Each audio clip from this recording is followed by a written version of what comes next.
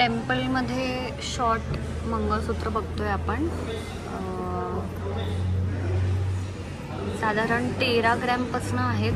बघू शकतो आपण. हे पहिलं जे आहे हे नेटवेट बघू शकतो 12 ग्रॅम 1 तोळ्यापासून आहे.